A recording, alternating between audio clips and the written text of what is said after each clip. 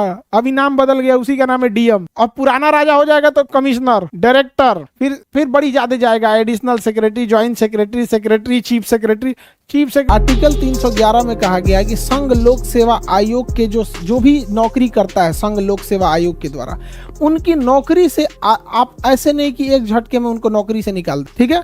तो उनको ना क्या करना है, आप लोग को संरक्षण देना है। संविधान उन लोगों को क्या देता है, संरक्षण देता है। किसके तहत, 311 के तहत। इसलिए देखिएगा आईएएस अधिकारी जो डीएमएसपी होते हैं, इन लोगों को नौकरी से निकालना काफी टफ हो जाता है। जो डीएम वगैरह होते हैं, डीएम, एसपी, मजिस्ट्रेट, इन लोग को नौकरी से निकालना काफी टफ हो जाता है। क्योंकि अगर आपने यूपीएससी या स्टेट पीसीएस के थ्रू क्या लिया है, जॉब लिया है, तो आपके लिए संरक्षण का अधिकार किसमें है, 311 में है। किसमें दिया गया है, 311 में दिया गया है, ठीक है।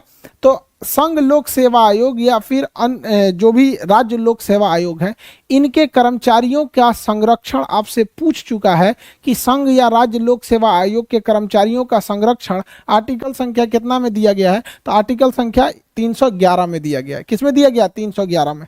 अब हम चलते हैं 312, उसके बाद चलेंगे 315। देखिए 312 में क्या कहा है, तो इसको पहले समझते हैं। अखिल भारतीय सेवा क्या होती है। 3 टाइप की नौकरी को ध्यान से समझिए। ये 3 नौकरी, एक होती है अखिल भारतीय सेवा, अखिल भारतीय सेवा, अखिल भारतीय सेवा। सेवा का अर्थ होता है नौकरी, सर्विस, अंग्रेजी में कहते हैं सर्विस। ऑल इंडिया सर्विस, इसे क्या कहेंगे, ऑल इंडिया सर्विस। एक होता है केंद्रीय सेवा, केंद्रीय सेवा, सेंट्रल सर्विस, केंद्रीय सेवा, सेंट्रल गवर्नमेंट का नौकरी, सेंट्रल सर्विस। और एक होता है राज्य सेवा, राज्य सेवा, state service, state service, state service. देखिए इन तीनों में मेन अंतर क्या होता है। इसमें होता है जो अखिल भारतीय सेवा होती है, इसमें आपकी नियुक्ति करती है केंद्र सरकार, आपकी नियुक्ति करती है केंद्र सरकार और भेज देती है राज्य सरकार के पास कि जाइए उस राज्य में ड्यूटी कीजिएगा और उसी राज्य से सैलरी ले लीजिएगा। जैसे आईएएस अधिकारी, आईएएस अधिकारी को सेंट्रल गवर्नमेंट नियुक्त करती है, ट्रेनिंग दे देती है,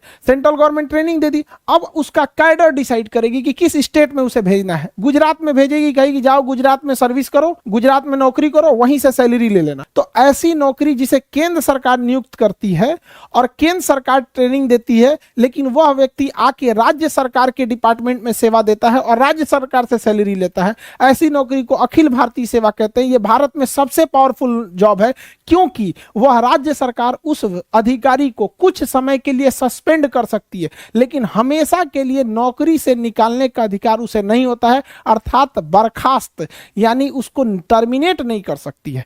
इतना पावर होता है। अखिल भारतीय सेवा में सैलरी राज्य सरकार देती है, लेकिन नियुक्ति कौन करती है, केंद्र सरकार। सबसे पावरफुल होता है। इसमें कौन कौन आएगा अखिल भारतीय सेवा में, तो देखिए ध्यान से। एक आता है इंडियन एडमिनिस्ट्रेटिव सर्विस, आईएएस अमूमन डीएम लिखता है, आईपीएस लिखता है, और इंडियन फॉरेस्ट सर्विस, भारतीय वन विभाग। इंडियन फॉरेस्ट सर्विस को रखा गया किसके, कब, 1966 में। क्यों, क्योंकि हमें उस समय आभास हो गया कि जंगलों की कटाई इतनी तेजी से चल रही है कि छोटे मोटे कर्मचारियों को वहां के ठेकेदार, विधायक उधायक डरा धमका मिला उला के कटवा लेते हैं सब पेड़ वगैरह। तो वहां आभास हुआ कि एक ऐसे अधिकारी की जरूरत है जो राज्य सरकार या लोकल लोगों से उतना न डरे।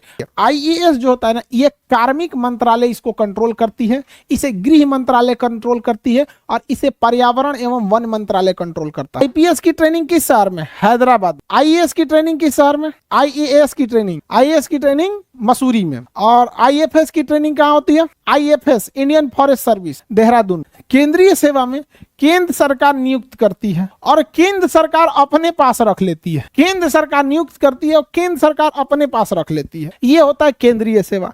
जैसे रेलवे, रेलवे में नियुक्ति कौन करेगा, केंद्र सरकार। ट्रेनिंग कौन देगा, केंद्र सरकार। भेज कहां देगा, रेलवे डिपार्टमेंट में।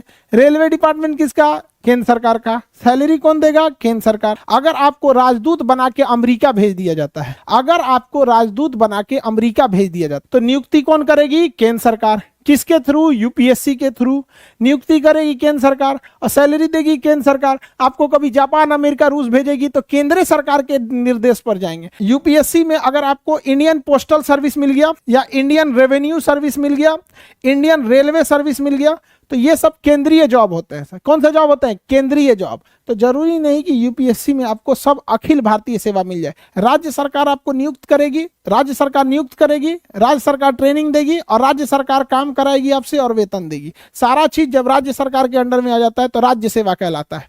क्या कहलाता है? राज्य सेवा। जैसे बिहार दरोगा, जैसे दरोगा का एग्जाम, दरोगा का वैकेंसी कौन निकालता है? राज्य सरकार। एग्जाम कौन लेगा? राज्य सरकार। ट्रेनिंग देगी राज्य सरकार, काम कराएगी राज्य सरकार, और उसके बाद से आपको सस्पेंडो कर देगी राज्य सरकार, निकाल के फेंकियो देगी राज्य सरकार, टर्मिनेट भी कर देगी राज्य सरकार। सबसे डरा हुआ यही वाला रहता है, सबसे डरा हुआ यही कर्मचारी रहता है, क्योंकि राज्य सरकार के अंडर में ही सब कुछ रहता है। अरे भैया हमरा उठा के मत फेंक दियो। समझ में आएगी नहीं?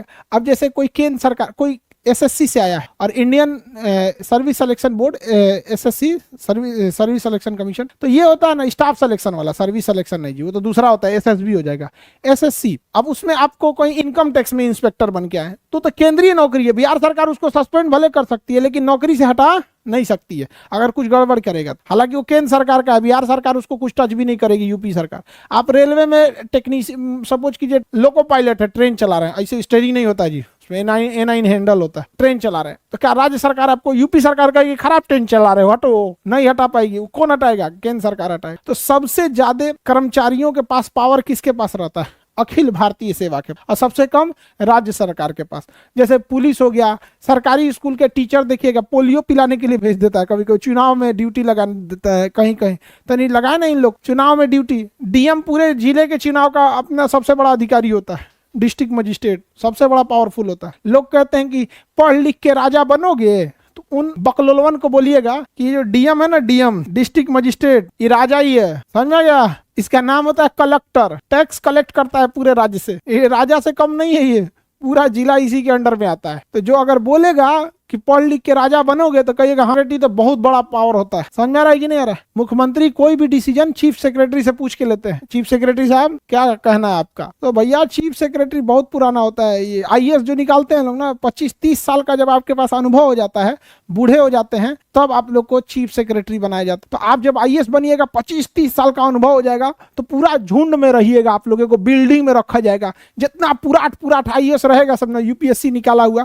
आप लोग कैसे क्लास में बैठे हैं, अभी एग्जाम निकालना है आप लोग को, सबकी ख्वाहिश है यूपीएससी निकाल ले, तो ऐसे ही अलग अलग शहर से कोई यूपीएससी निकाल के आया रहेगा, कोई कहीं पे 20 साल डीएम रहा है, कोई आईपीएस रहा है, कोई कमिश्नर रहा है, उसको फिर बुलाया जाएगा, बड़का बिल्डिंग में उसको रखा जाएगा, उसका नाम रहेगा सचिवालय। सचिवालय में सब ऐसे ही बड़का रहता है, उसी सबसे डिसीजन लिया जाता है। समझ में आ रहा है कि नहीं? तो काफी बड़ा पोस्ट होता है।